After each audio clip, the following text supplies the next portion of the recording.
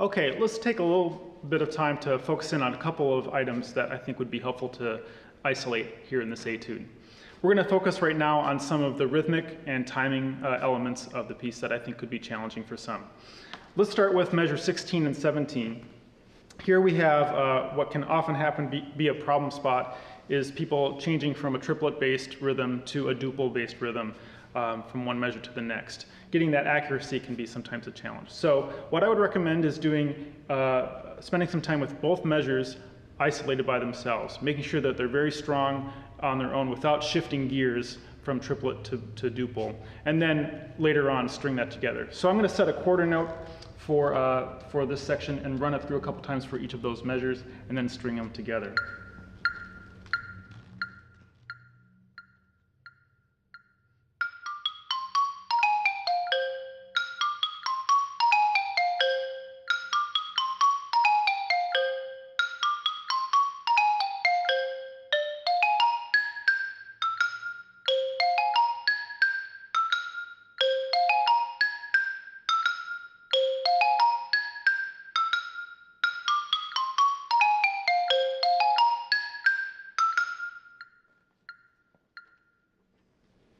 Okay, another spot that I think would be worth mentioning is measure 23 through 25.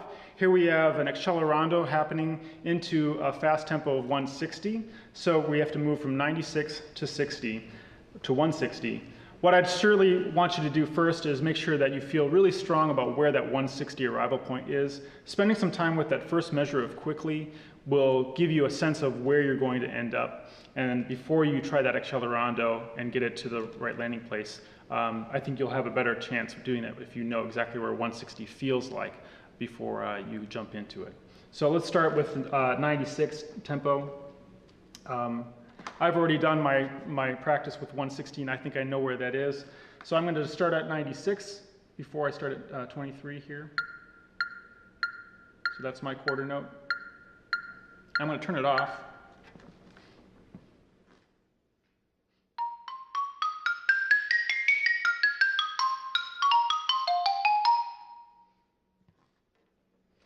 Hopefully that was 160. You can check afterwards with your metronome too.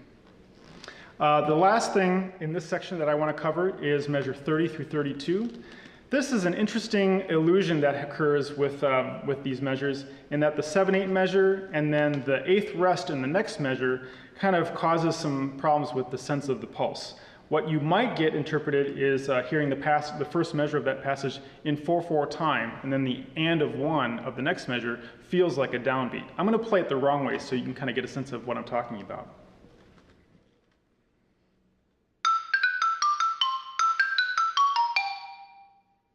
So you could hear that downbeat was kind of displaced or didn't have the strong beat where we should expect in the 4/4 time. What I'd recommend doing is trying to establish a really strong half note pulse on the 4th note of the 7/8 bar, where you have those 4 eighth notes together. Think of it as 3 and 4 and in that 7/8 bar, and that will help establish a strong quarter note and half note pulse through the rest of that passage. Here it goes now.